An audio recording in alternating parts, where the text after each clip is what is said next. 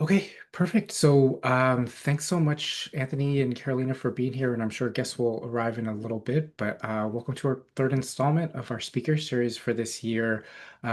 Each year, we try to host a few experts in the field of reentry to help us as collaborative court staff learn more about different approaches, strategies, and ways to just be better about how we're helping the reentry population. So today is very special. I've known Anthony for, gosh, I feel like it's 7, 8, 9 years now, a very long time. And he's just doing incredible work as a substance use disorder counselor. And so we're here today to really talk about his path and how he got into becoming a substance use counselor and what his day-to-day work does and how he makes an impact in the community. So, Anthony, for starters, thanks so much for being here, taking some time. Thrilled to have you. Why don't you just go ahead and give us a little bit of introduction about yourself and make sure you include your work as an author, your work as an artist, and everything about you. Certainly. It is my pleasure to be here. My name is Anthony Xavier Jackson, and I'm a graduate of the CAP courts, but that's not the focus of our talk. I am an author, a poet, a performer, and also a substance use disorder counselor. I've been working in the field for approximately 5 years, and I've worked in a variety of modalities, some of which I'll hope to explain to you all in detail so that you get an idea of what it is you're getting into if this is the career path that you're choosing. I've written a book of poems, I've produced a lot of my own music, and I am very thrilled to be here and am always at the beck and call of the courts when they need me to show up and continue to do this great work because I think if we're talking about the federal courts, one of the things that I've learned is that everything that we do as federal court clients affects people that we don't even know, right? That we haven't even met. And so I am very thrilled to be here to share with you all my reality, what my Yeah, has become. that's a great way to put it, right? You're a graduate of the program, but it's so funny. I think of you as being that's a very small component of the work and the impact that you have in the community. And so I think you were one of the first graduates a long time ago, but you've done so much and accomplished so much since that time, where you're now, I think, a leader in the community, giving back to the Reentry population and building up this expertise in how to help people with substance use disorder, how to collaborate with other healthcare professionals and really have a change and impact on your community. So those are the things that we're really going to flesh out today, where Anthony's going to talk about his journey to become a substance use counselor, what his day-to-day looks like, and the impact that he wants to make as a professional doing the work that he does. So just jump right into your professional well-being and kind of your work as a substance use disorder counselor. Can you kind of paint a picture or tell us a little bit about the environment of what your day-to-day work looks like? Certainly. My current employment is in a residential setting, meaning I work in a 24-hour care situation. And residential recovery is essentially the patients live where the treatment takes place, and they are provided with food, they are provided with medical care, they are provided with medications. In my particular job at this point, they have nursing as well as a psychiatrist on staff, a therapist on staff, a medical doctor on staff, basically full support, including a chef. And the homes are very nice homes in a suburb of Sacramento. And my day to day at that job consists of going in to teach groups. I have to adhere to certain timelines for treatment, meaning if you come to my center within a week, we'll have done X amount of assessments to submit back to your insurer to let them know that you are definitely qualified to be where you are so that they can either extend your time or say that you've got enough treatment. I work in a facility that has detox and residential. So sometimes people they show up and they just want to do 7 days, 7 to 10 days, and they go home. But more often than not, the work that I'm involved with is teaching people over the course of 30 to 60 days how to acquire and use coping skills to hopefully prevent relapse. So my job as a counselor is not so much to change people, but to encourage people to look for reasons to change within themselves. That's Okay. something that I learned being on the other side of the desk as a patient or as a counseling client. And I realized, well, the person sitting across from me is not so much trying to change me. They're very much trying to ask me the right questions to get me to hear how I want to change. So, Okay. So interesting because in some ways these 30, 60, 90-day markers can be a very long time, I'm sure, for some of the people going through treatment. But in the grand scheme of things, it's such a short amount of time to try to make an impact with someone. And so maybe you can kind of just share a little bit because from the healthcare perspective, having validated assessments to understand the severity of someone's use is extremely important. But kind of, can you expand a little bit more on how you build rapport, what some of these questions look like, how you really get people starting to think about their change pattern in helping people? absolutely, absolutely. One of the tools that counselors use the most is one called motivational interviewing.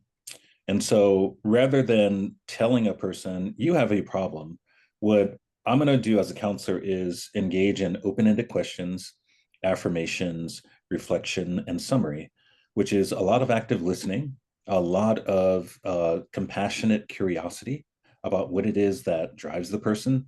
One of my favorite things in the world is to be able to ask people, what is your compelling why? What is your compelling reason why you're here? Whether it's I don't want to go to prison, or I want to get my children back, or I'm concerned about my health, whatever that is, as long as that person can hear themselves say it out loud. So with these timeline assessments, what we're basically doing is the American Society of Addiction Medicine has an assessment known as the ASAM. It's 6 dimensions, and I talk to people about their withdrawal potential, whether they are intoxicated, what they've been using, how long they've been using it, and what form, to kind of get a picture of what we can expect as far as withdrawal.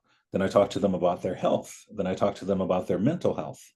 And that includes what diagnosis do you have? Are you on any medications? How long have you been on the medications? And were you using to sort of medicate yourself? If you have paranoid schizophrenia and using made the voices go away, then were you using to kind of make yourself better and then finding out that it made it worse? And then we like to talk about what brought you here, you know, Yeah. like what's your motivation for being here? Sure. And oftentimes it can be legal, and a lot of the times it can be personal or an admixture of both. Okay. We talk about the potential for relapse, which Hmm. basically depends on whether the person has coping skills that can help them to manage their stressors. And then we talk about the person's protective factors versus their risk factors, which can oftentimes be found in their environment. That's Yeah. one of the common classic assessment tools. We also do relapse prevention plans. We talk to people on a weekly basis just to like check in with them. Hey, what's working for you? What's not working for you? Yeah. We do a biopsychosocial, and we discover, okay, well, this is what's going on with you physically, this is what's going on with you mentally, this is your past, and these are the things that you need. So when people come to us, they don't come to us at their best. That's one of the things about being in substance use counseling, that if you're going to go into substance use counseling, you're going to have to realize you're not going to meet a lot of people sliding into home base after having hit a home run. Right. You're going to have the kind of like compassion and heart to like receive people as they are. Mhm. So It's the fourth strikeout, right, in a row that they've received and kind of, I don't want to say rock bottom, but I mean, mhm. sometimes clients are voluntold to do this, right? I mean, it's not uncommon for people involved in the justice system to say, do you want to go to jail or do you want to go to treatment, right? And at Yeah, treatment, one of their first stops may be with you, and you have to imagine how combative someone is, right? It's probably withdrawal. They got caught doing something that they shouldn't have been doing. mhm. And I imagine it takes a lot of patience and compassion to be able to want to help people who are, quite frankly, pretty combative, right? When there's a horrible health feeling when coming down from most drugs, right? For sure, for sure. There's an element of counseling that I believe would benefit the federal courts and the people who work with clients not on a counseling level, which is unconditional positive self-regard. Like, regardless of what you've done, regardless of where you've been, you're here now, and you start off with a 10, Yep. basically. and Yeah. and we work from there. Yeah, that's a great example and something that, I learned early on in our work in these drug courts, right? Is that even if a client shows up high, relapsed, disheveled, committing a crime, we can always at least point to they showed up, right? And from there, it's a starting point where, regardless of their mindset, everything that's happened, right? They made an effort, right? And there could be a whole new level of challenges happening, but they showed up today, and now we have something that we can work on and issues to deal with. One thing that you mentioned, it sounded so nurse heavy, so healthcare heavy, where you're conducting all these healthcare assessments. Can you talk a little bit just about the collaboration you have with the healthcare field and specifically with nurses or social workers or doctors in your treatment setting, and how you kind of learn the language to kind of have this wraparound or collaborative intervention with people who are going through treatment? Well, certainly. I've um I've had the honor and privilege of working with medical staff to be able to manage people's medication orders. My familiarity with the medical side has come mostly from working in detox, where everything is very medication intensive.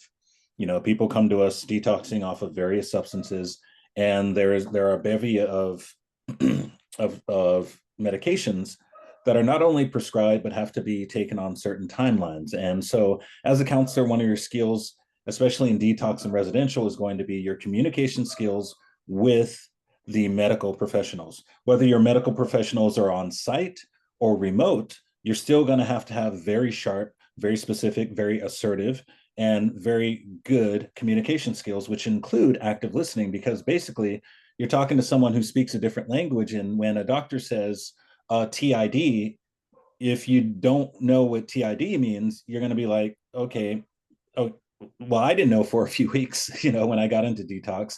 And I'm like, what are all these abbreviations? Okay, 3 times a day, 2 times a day, once at bedtime. And so what it does is enriches your vocabulary for being able to provide care for your patients, because I believe in recovery settings, the people that you work with are not clients. They're patients, because they come to you with a specifically uh, with a problem that exists in their body and their mind, Yeah. and what you get to do is help them on a collaborative team. Now, Mhm. in a collaborative team, as I think I've said before, you got to learn to listen, you know, uh, and sort of avoid the expertise trap.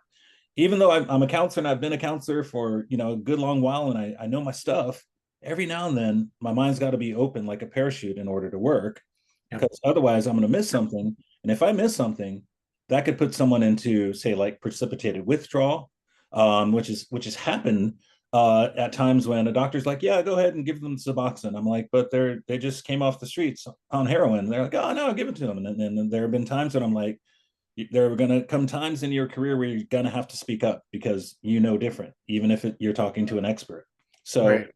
having those open lines of communication, the purpose of having those open lines of communication is not to make you look good, Right. make sure the person in your care is having an optimal experience. Because the minute someone comes to your care and they're seeking to feel better and you make them feel worse, you've completely lost Right. that rapport. That, right. The do no harm approach, right? Where we are getting, like you said, patients, and I love that distinction between clients and patients, right? Especially in the legal system, right? Everyone's a client of their Sure. attorney or whatever it is.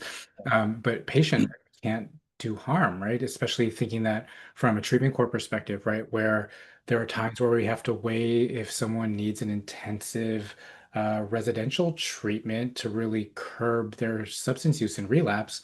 But if that jeopardizes their long-term housing, do we need to be exploring other interventions that are going to be able to maintain their housing because it's so hard to get, right? And so I think that's a really interesting and collaborative way where, in these team settings, right, we find different ways, we ask different questions, we share different perspectives to ultimately get to yes.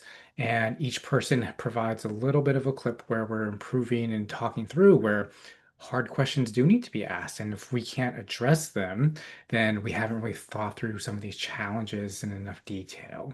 And so being able to have that voice, whether it comes from being an MD versus a community case manager versus a counselor versus a nurse, all these different trainings, perspectives really build up to the right intervention that's going to work for the patient immediately to get them on the path of recovery. Absolutely. And you had asked me about rapport before. Part of part of building rapport as a counselor is like I said, just being able to see people as people.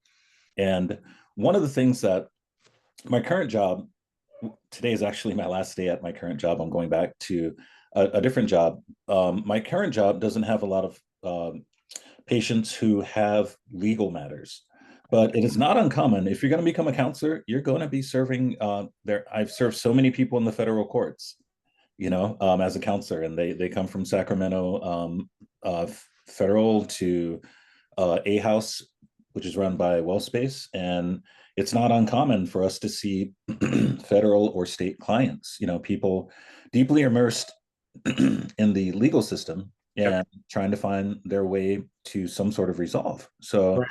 Right. And unfortunately, that's kind of the wake up call, right? We hear it all the time in our treatment courts. A federal indictment caused me to motivate myself to turn my life around.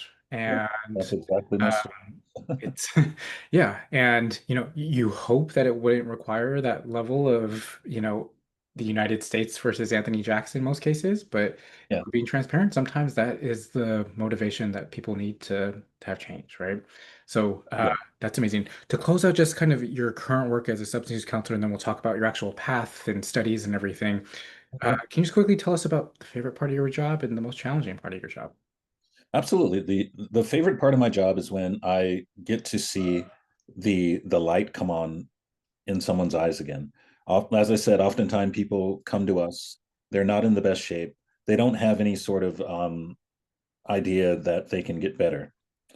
But as they trust the process, as they avail themselves of the tools, the medications, the food, the shelter, and the help, my favorite part of being a counselor is when maybe I leave for a day, have a day off, and I come back and I see the person and they're actually like in their body. I believe that substance use, from my own experience, essentially pushes people out of their body, and Hmm. they're not able to like embody their emotions, their experiences, and they're not able to like live wholly. Yeah, So my favorite part of counseling is when you get to see the person return. You get to see them in their face. You get to yeah. see that they're in their body. Yeah, that's an amazing way to put it because it's physical and mental, right? It's behavioral. It's all these things because sometimes it can be as short as just a detox over a couple of days where we see the return of color, right? Eyes look different, right? Hair looks different. There have been times where we've had clients who complete their 90-day treatment and we don't even recognize their voice on the phone anymore because we've never seen them so with this amount of sobriety under their belt.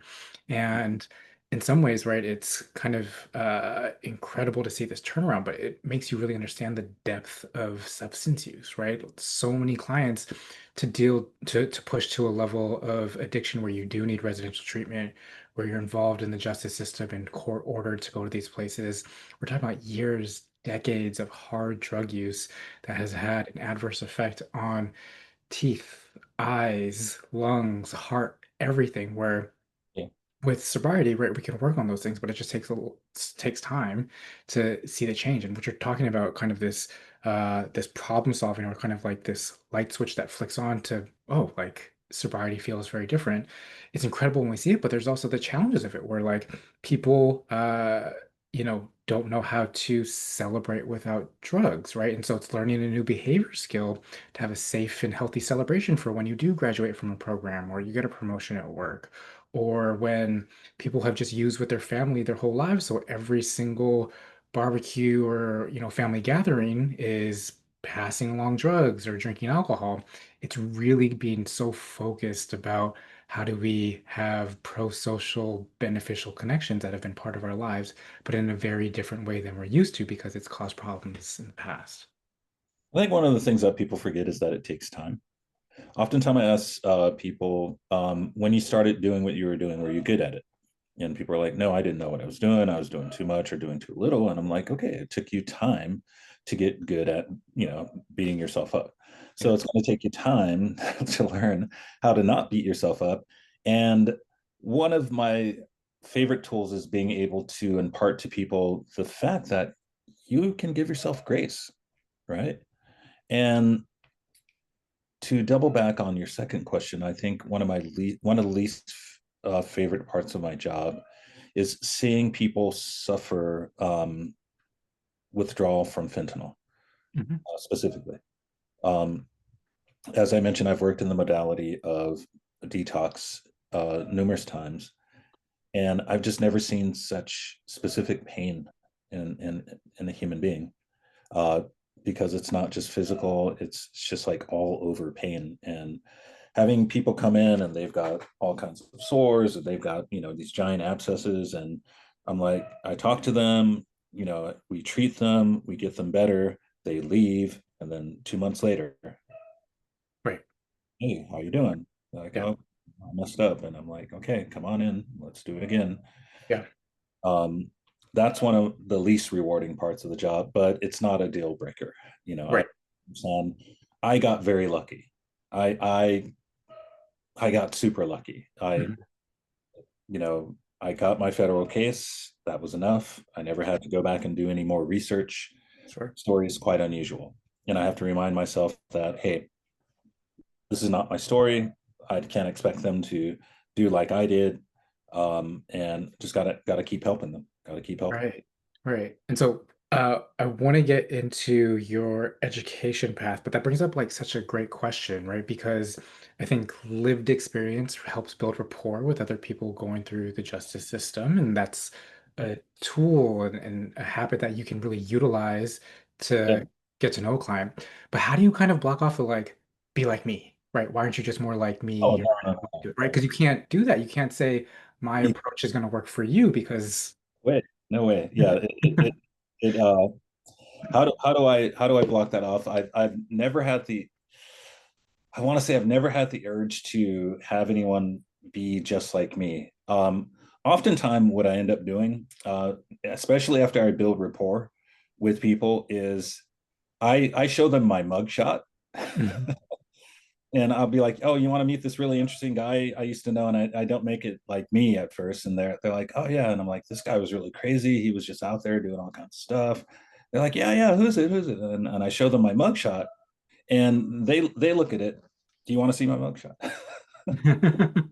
Yeah. Okay, that Oh, was me. wow. Couldn't even recognize you. Right, that Yeah. was me when I was out there.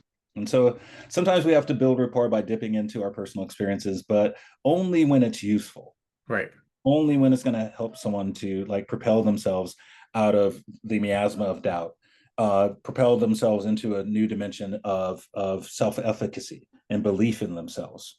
And so um, I don't want anyone to be just like me. I encourage people to do things their way. And oftentimes, when I have 12 people in a room, I'm like, hey, what's going to work for you is not going to work for Frank. What's going to work for Frank is not going to work for Donna. Right. And part of the magic of recovery is discovering what works for you and sticking with it. Yeah. Right. I am a huge fan of harm reduction. I am not a fan of there's only one way for things to work, because that's just not that's not the way. That's Yeah. just not true. So uh, I, uh, I believe what people tell me. I think that's one of our biggest jobs as counselors is you have to be able to sit there, and when people tell you, I really don't want to be here. Okay, I believe you. Well, can we figure out a way to make this work? I'm only Right. here to get the courts off my back. Okay, I understand. Let's Right. make this work. Let's do the best Right. we can. That's incredible feedback, right? I'm being honest. I'm not trying to sugarcoat the reasons that I'm here, and it's an example of showing up, right? Just like in a health setting, right? I went to the doctor because my wife says I haven't gone in a long time, and I don't want to be here, but I'm here, so she's not, so she gets off my back, right? And at least it's frank, right? It's transparent and it gives us kind of like an idea about how to motivate someone. So that's incredible. In the interest of time, I want to move into your education and your academics and kind of how you decided to approach the certification process, what going back to school was like, and everything that came to you getting your credentials as being a substance use counselor. Absolutely. So if you're interested in becoming a substance use counselor, there's a definite path that you're going to have to follow. I mentioned earlier to Wyatt that we're talking about getting certified in California specifically. So everything that I'm sharing is going to be specific to California and to the California Consortium of Addiction Professionals and Programs, otherwise known as CCAP. This is basically like your big brother and the organization that you're going to have to become very familiar with if you want to become a counselor. Now, there are other certifying agencies, but CCAP is basically the big boy on the block. So you want to become a counselor. The very first thing you're going to have to do is go to CCAP credentialing online, and you're going to take a 10-hour orientation that is focused on ethics, boundaries, and confidentiality. During that training, you're not only going to learn about ethics and boundaries, you're going to learn about some very specific cases that have shaped the ethics requirements of counselors. Because guess what? Counselors have more stringent boundaries, more stringent confidentiality requirements, and more stringent ethics than doctors or psychiatrists. We have the most stringent ethics. So what you're doing by completing that 10-hour course is basically saying to the certifying agency, I'm familiar with CFR 42, federal law, regarding privacy. I'm familiar with boundaries, meaning I know that I can't give a copy of my poetry book to my client. I know that I can't have my client wash my car in exchange for services, right? Apparently, back in the day, things were really off the hook with counselors. So the certifying agencies were like, well, we got to rope all this in. And so Yeah. one of the first things they want to know is like, hey, are you familiar with boundaries? There's even some laws that are on the books, like as far as disclosure, you will become a mandated reporter as a counselor. You are a mandated reporter. So if if I come to you as a counselor and I say, hey, I think I'm going to kill myself or kill someone, mandated reporting. Yep. Right? So once you have your certification, once you pass that orientation course, you are then an RADT, which is a registrant. You are registered as a alcohol and drug technician, which means that you can then go work in the field. So when you go on Indeed and you see calls for certified, well, not for certified substance use counselors, but for registrants and certified drug counselors, you can then apply for those jobs because, like most professions, this job has the component of you get to train hands on. So you become an RADT after having passed that course. It'll cost you about $50 to take the course. It's it's not rocket science, it's just common sense. You think of how you'd like to be treated as a patient and apply that to yourself as a potential counselor. Yeah. Going from there, you become an RADT. You can then work in the field. So you actually have 5 years after that to complete your schooling, to complete the required number of hours in the field, and to complete your practicum in the field. So the 5 year limit for your RADT status starts from your registration as an RADT trainee once you pass the 10-hour orientation. So you got to complete your education, your supervised experience, and pass the certification exam. When you go to school, you're going to have to take 315 hours of coursework approved for AOD, alcohol and other drug specific education from a CCAP approved institution. Good thing is CCAP has its own academy. And if you don't want to pay, I would caution you to avoid like third party places because you're going to end up taking out a lot of money, like upwards of $10,000 to $15,000 to basically get a certification that you can get from CCAP for about $2,000. Mhm. Right? All right. So you're going to have 315 hours of school. I'll explain the schooling and what you're going to be taking.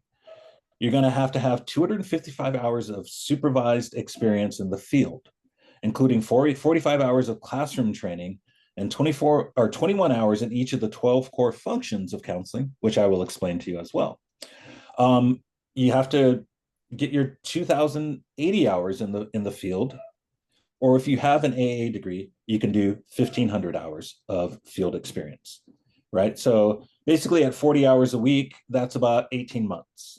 Yeah. 315 hours of school, going about 2 days a week, is going to be about 12 to 15 months of your time. Okay. So let me give you a pause just to catch your breath because you've gone into a great amount of detail about the process. But I just want to reflect on it, the fact that this isn't a short 5 hour LinkedIn learning process. This is a whole amount where there's lots of, it sounds like there's incredible opportunity to learn remotely and virtually to kind of start the process. But the actual commitment is certainly not we can knock this out in a weekend. This is certainly a career path. This is something that takes plenty of expertise, plenty of registration, plenty of supervision to really learn the ins and outs and challenges of the true work that you're going to be doing. Plenty of motivation, plenty of determination. And folks, I mean, if you don't have your GED, go get your GED, right? Go get your diploma because you can't start any of this without the minimum of having a GED. Yeah. So it becoming a counselor, a lot of us want to become counselors when we get in trouble and we find that we're sort of getting out of trouble. It's like, well, how can I help others? Yeah. Well, Yep. this is the road. It's going to take a lot of dedication. It's going to take a lot of your time. A good thing about being an RADT when you get into the field is that the field basically acknowledges that RADTs are in school, so you're going to be able to shape your schedule accordingly. If you find that you get into a job and they don't want to like help you to go to school, it's probably not a good fit for you because Yeah. the field basically understands that, hey, the trainees, they need to go and get their education, Yeah. so Yeah. accommodate. So, sorry, just because I want you to wrap up the requirements kind of quickly, but this is making me think of just how you prepared to go back to school, right? Like, what was your gap between, your high school, any extra education to returning to school, and how did you approach being a student again? I went to Five Keys in Vacaville and studied for a while with the tutor to get my GED. Once I had my GED, I just immediately registered with CCAP Academy for Okay. the next semester. I think they have 2 semesters a year, Okay. and started studying remotely and Yeah. working in the field. Okay. So it was kind of like the study for the GED led into kind of learning the discipline to be able to just kind of sit down, read, accomplish your goal. Yeah, Because it's hard to go back to school, right? I mean, it's a big commitment, especially when we get older, right? Returning to school can be really daunting when, yeah. everyone around you is 10 years, 15 years younger than you. I think addicts we're really prideful people. We like to do things on our own. We don't want to Sure.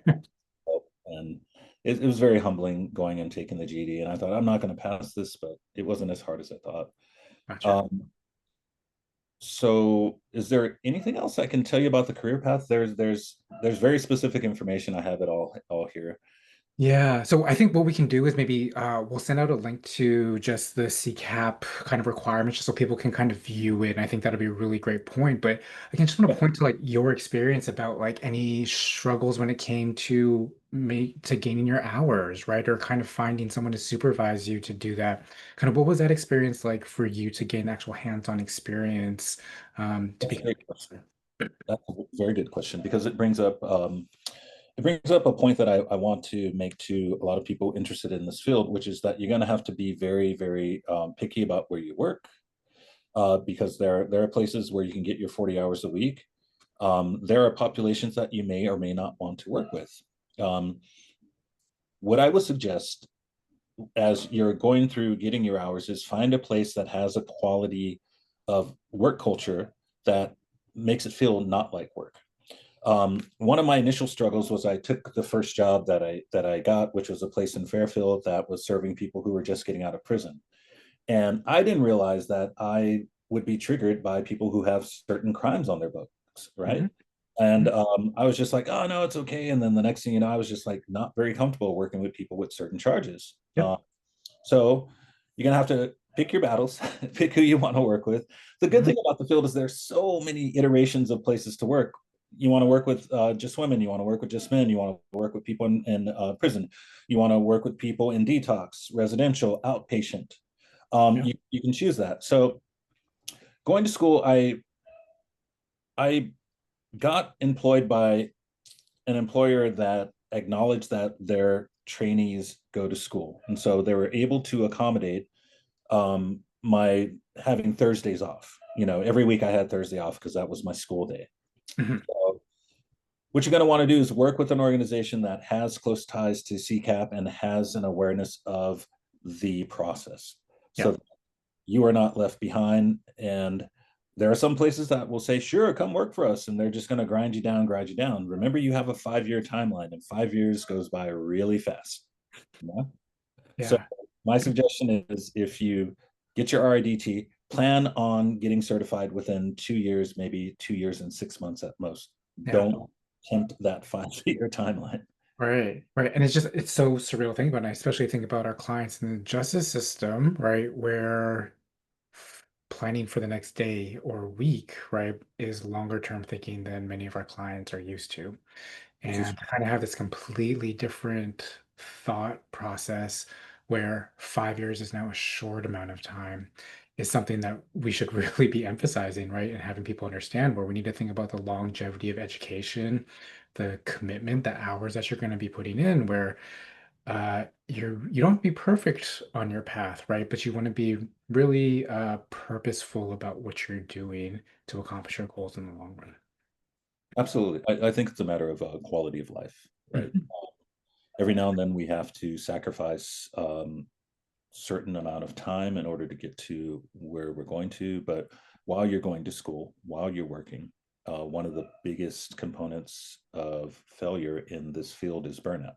Mhm. So going to school, juggling school, work, making a living, doing things to enrich yourself and like nurture yourself.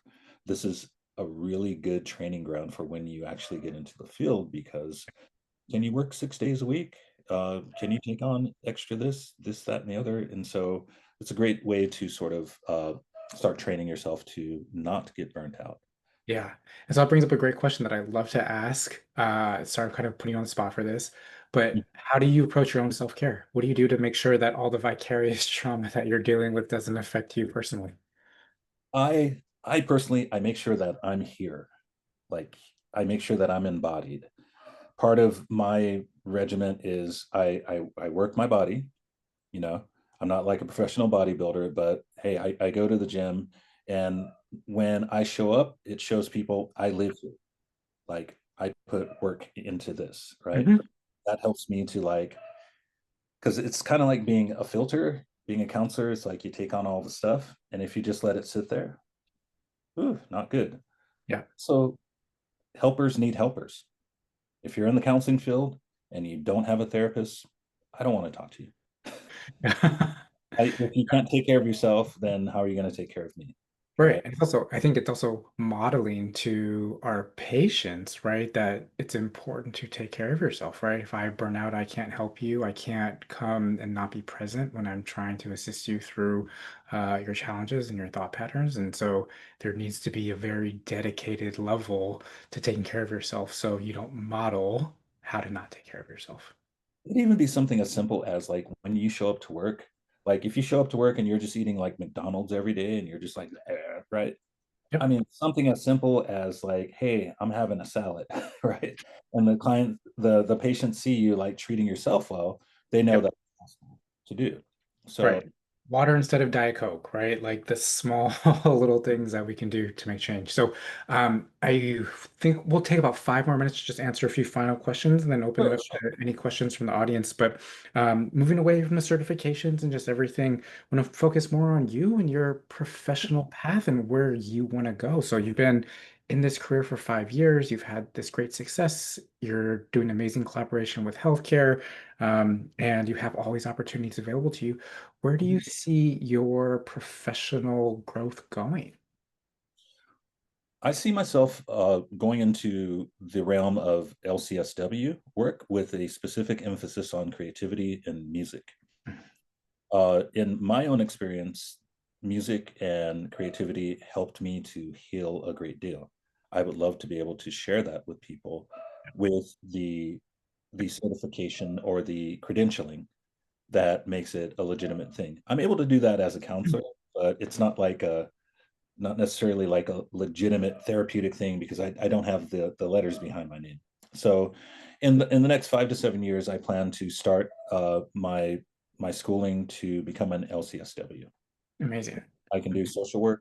If I don't want to always work in substance use counseling, then I can go and help people in the foster care system Yeah. or with a variety of other issues that that credential could address. Yeah, that's incredible, right? And again, kind of really thinking about that long-term impact and the sacrifice that you say, right? You've already committed a lot of clinical hours, and LCSW is going to take you to plenty more clinical hours. Yeah, yeah.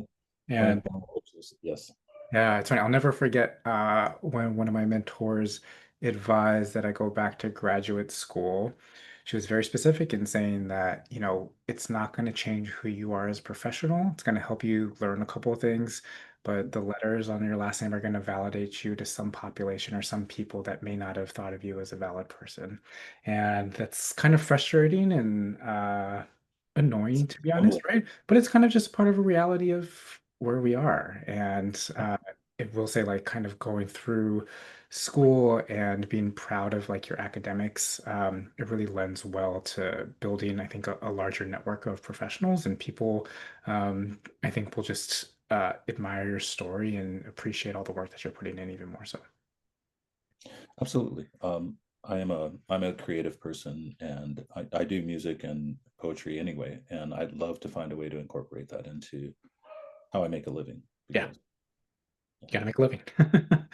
Yeah, awesome. And so, just to kind of wrap up, we always ask, what's one thing you would want a judge, officer, attorney, court staff member, community resource person, someone coming home from prison take away from today about the work that you're doing with people in recovery? absolutely. What I would say is to the judges and the people serving the clients to find what that person is passionate about, find what makes that person smile. Mhm.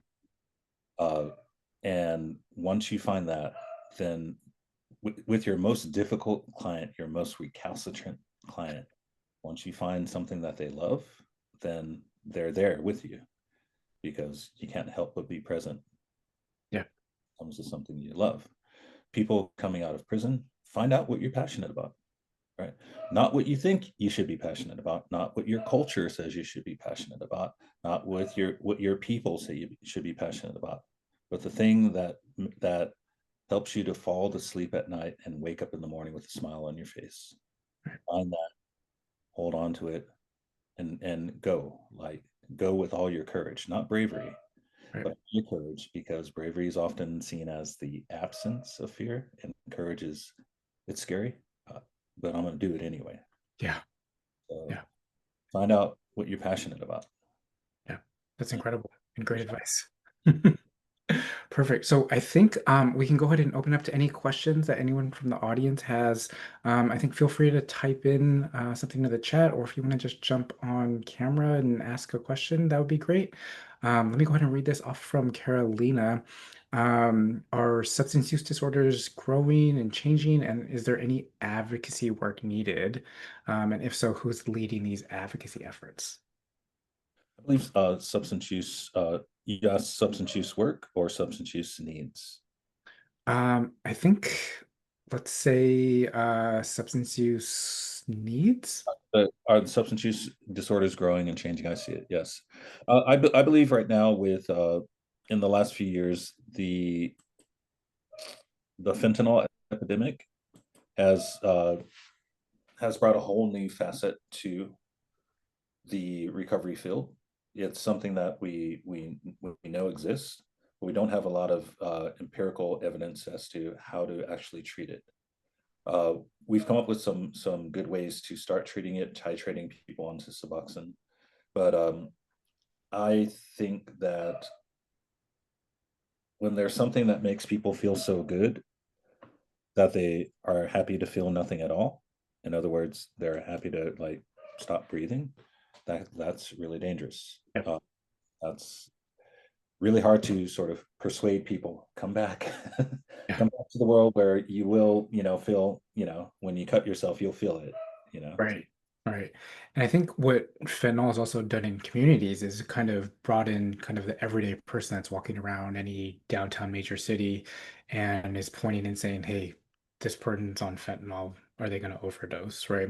Which leads to more, I think, larger public health discussions about naloxone and medication assisted treatment that most people never really thought about or considered, right? Or kind of just thought it was a small population or expertise that people had where people are pointing to fentanyl on the news and the different article that came out, and it's something to be scary. But there's also a lot of misinformation and challenge, right? And if we think broadly about addiction, right, we can point to the town drunkard of cowboy times, right? And that's just they're using or like that person just smoked a lot of marijuana, and so of course they're going to get munchies, and that's just a person in the community. I think fentanyl has kind of re-engaged a lot of conversation with the public about how drugs can affect people. And unfortunately, a lot of times in very negative ways, right? Like, I don't want this on my street on my way to work. But if Mhm. we think past all that, I think very few people want to live a life of just being hunched over with no place to live and being unhoused without proper support or social connection. Uh, they're using to kind of escape those things. And like you're describing, where it's, I don't want to feel anything, is a very common response to kind of the traumas and challenges that most people that have severe substance use disorder are using for. Absolutely. I have a core belief when it comes to substance use and substance use treatment, and hopefully this will answer the question somewhat also. I believe coping is inevitable, whether it's safe coping or dysfunctional coping. You know, human beings find a way to cope. Yeah. And the people out there on fentanyl, that's their chosen way to cope at this point. And so what I think is going to change in substance use is the psychological component. Um, what I think will help is very strong psychiatric support and Mhm. uh, linkage, because more often than not, people who are using these substances have specific um, diagnoses Yep. they're trying to treat. Right. Right. And so it kind of brings to that larger discussion of willingness to access healthcare, right? So one, willingness to access healthcare, and one, having healthcare available to them. Smart And in it. so one thing, like you talked about, insurance is one of the first things that you mentioned today, right? One of the things that we're trying to implement in our drug courts is making sure that people have healthcare, that they understand what a PCP is, that they go get their physicals, that they don't run to just WebMD to diagnose the burn that they got, right? It's this behavior change where, especially in people in the justice system, right, where people think of justice and healthcare as being large, systematic challenges with very poor previous experiences. How do we as people help the community change that narrative entirely where doctors do want to help people, nurses do want to help people, substance use counselors may be the most impactful people on your life. But until they walk through the door and tell you, Anthony, I'm here because I have to be, and I'm going to sit here until we do, we need people accessing the help that's available to them. One other thing for the people who are contemplating this career path, you're not only a counselor, like you are a mentor, Right. you are a linkage, you are doing a lot of social work, right? Yep. You're going to be working with people who have CPS cases, trying to get their kids back, people coming out of prison, people trying not to go back to prison. You know, sometimes you might see yourself sitting right in front of you. Yep. Yeah. So Like it's naive to think that substance use is going to be the only thing that you're going to be addressing with someone. it's about one spoke in the wheel that has many spokes. Exactly. Exactly. So, unless there's any other questions, Anthony, thank you so much for this robust conversation and sharing your experience and expertise. I always love hearing about your progress, and I'm so proud to be able to bring you on and use all your knowledge to help educate people in the future because substance use counseling is very powerful and a special interest to all the clients and patients that we serve. So thank you so much for taking the time to be with us today. Really appreciate you. Yeah, sorry about my barking dog. No worries. No worries. And thank you everyone for being here. We're going to go ahead and post this on YouTube and circulate it for everyone, but really appreciate everyone taking their Friday morning. And Anthony, thank you again. Thank you. Thanks, everyone.